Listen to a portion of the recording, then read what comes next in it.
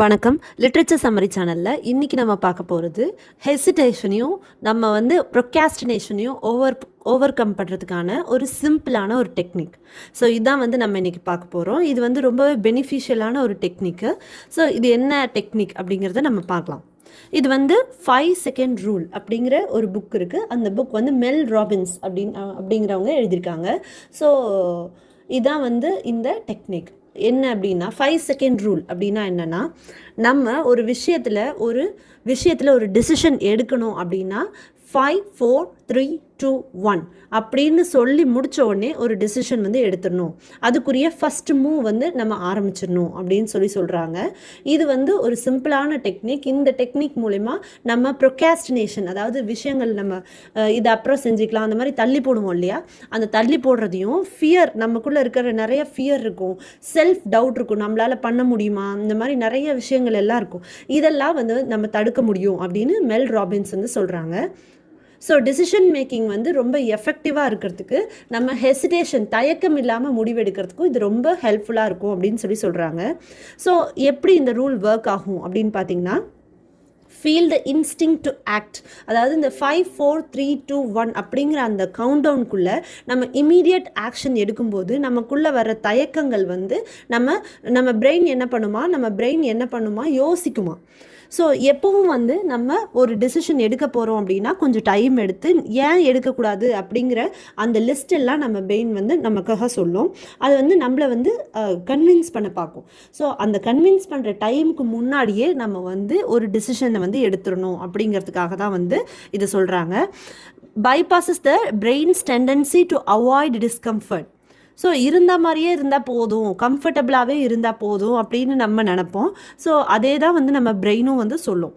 So நம்ம 5 4 3 2 1 அப்படிங்கிற அந்த டைமில் டக்குன்னு ஒரு டெசிஷன் எடுத்தோன்னா நம்ம நம்மளோட க்ரோத்துக்காக தான் அது எடுத்திருப்போம். ஸோ ஃபஸ்ட்டு ஆரம்பத்தில் அது மாறி போனால் கூட அது கரெக்டாக இருக்கும் அப்படின்னு சொல்கிறாங்க. இது எந்த சிச்சுவேஷன்லேயும் இது ஒர்க் ஆகும். சின்ன டிசிஷன், வாழ்க்கையில் பெரிய டிசிஷன், எதுனாலும் இது ஒர்க் ஆகும் அப்படின்னு சொல்கிறாங்க. இதுக்கு பின்னாடி இருக்கிற சயின்ஸை பற்றி பேசுகிறாங்க.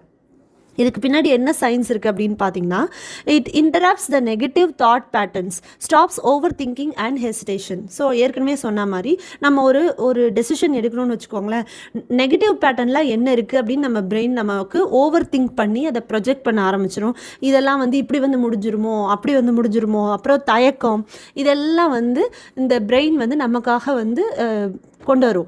ஸோ அதை அவாய்ட் பண்ணுறதுக்கு இமீடியட்டாக நம்ம டெசிஷன் எடுக்கணும். It activates the prefrontal cortex. So decision making இந்த ப்ரீஃப்ரான்டல் கார்டெக்ஸ் அப்படிங்கிற அந்த பகுதியில் தான் இருக்குது. ஸோ எந்த டெசிஷனும் நம்ம பட்டுன்னு எடுக்கணும்.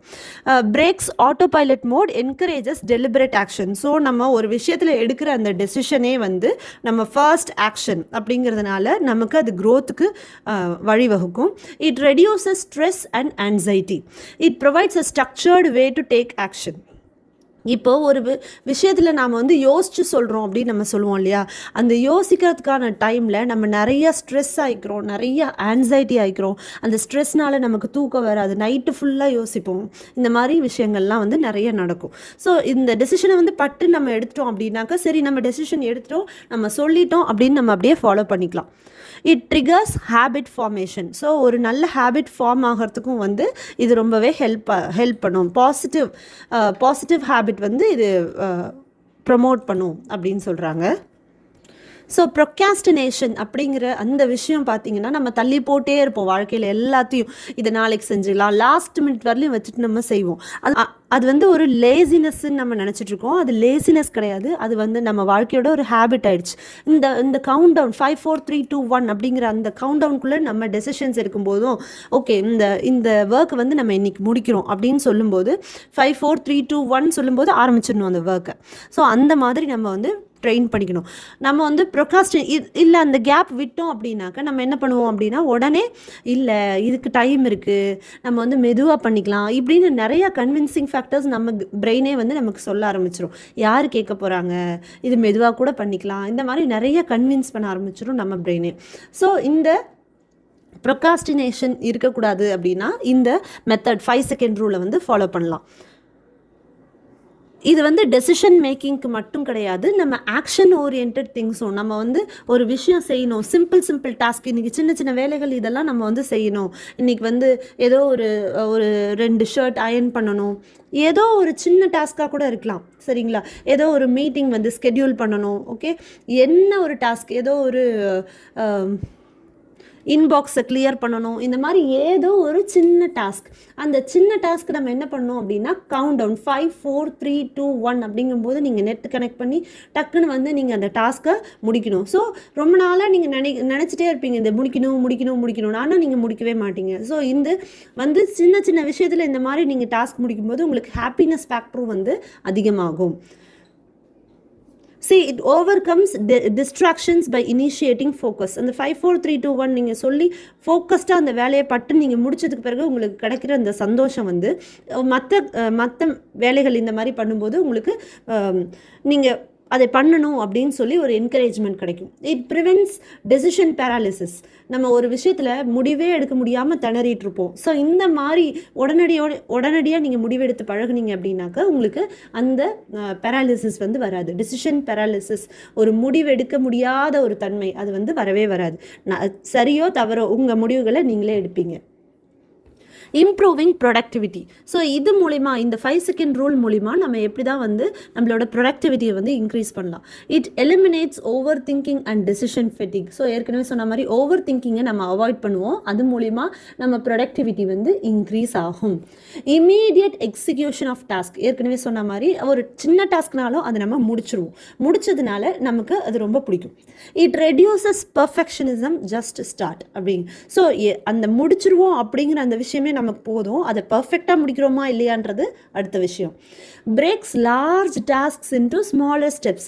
சரி, இந்த இத்தனை ஸ்டெப்பாக போட்டு முதல் ஸ்டெப்பை வந்து இன்றைக்கி முடிப்போம், 5 4 3 2 1 ஃபர்ஸ்ட் ஸ்டெப் ஓவர். ஸோ இந்த மாதிரி நம்ம பண்ணும்போது என்ன ஆகும் அப்படின்னா நமக்கு ஒரு ப்ரோஆக்டிவ் மைண்ட் செட், ஒரு நல்ல வந்து ஒரு பாசிட்டிவான ஒரு மைண்ட் செட் வந்து நமக்கு கிடைக்கும். ஸோ இதெல்லாம் எங்கே நம்ம அப்ளை பண்ணுறது இந்த ரூலை அப்படின்னு பார்த்தீங்கன்னா எல்லா இடத்துலையும் அப்ளை ஆகும். நம்ம கெரியரில் பார்த்தீங்கன்னா நம்ம யாராவது ஏதோ ஒன்று பேசியிருப்பாங்க, மீட்டிங்ஸில் அவங்க ஏதோ ஒன்று சொல்லியிருப்பாங்க, நம்ம அந்த இடத்துல ஏதாவது ஒன்று பேசணும், இல்லை வந்து ரிப்ளை பண்ணணும், இல்லை நம்மளோட சஜஷன் சொல்லணும் அப்படின்னு எதிர்பார்த்துக்கலாம். அதை வந்து நீங்கள் அப்பயே சொல்லணும், 5 4 3 2 1 ஸ்பீக் அப். ஸோ நீங்கள் அப்பயே சொல்லிடணும்.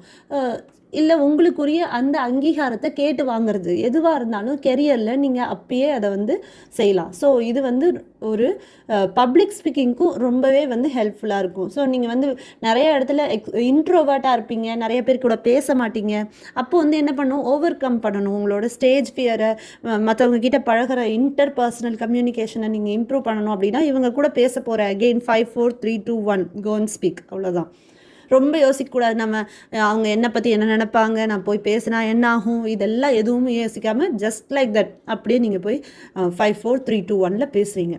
ஸோ ஆண்டர்ப்ரினர்ஷிப்பில் இது ரொம்ப ஹெல்ப் பண்ணுது.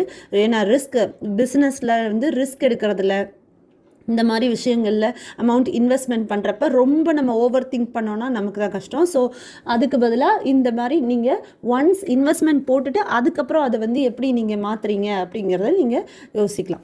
ஸோ பர்சனல் க்ரோத்லேயும் வந்து ஃபியர் ஃபேக்டரை எலிமினேட் பண்ணுறதுக்கு, செல்ஃப் கான்ஃபிடென்ஸை இம்ப்ரூவ் பண்ணுறதுக்கு, ஜென்ரலாகவே நீங்கள் வந்து உடனே ஒரு விஷயத்தை நீங்கள் நினச்ச விஷயத்தை செஞ்சு முடிக்க முடியும் அப்படின்னாக்க நீங்கள் ரொம்ப ஒரு ஹாப்பி பர்சனாக வந்து இருப்பீங்க. ஸோ சோஷியல் லைஃப்லேயும் எல்லாருக்கூடையும் வந்து நெட்வொர்க்கிங்கில் இருப்பீங்க.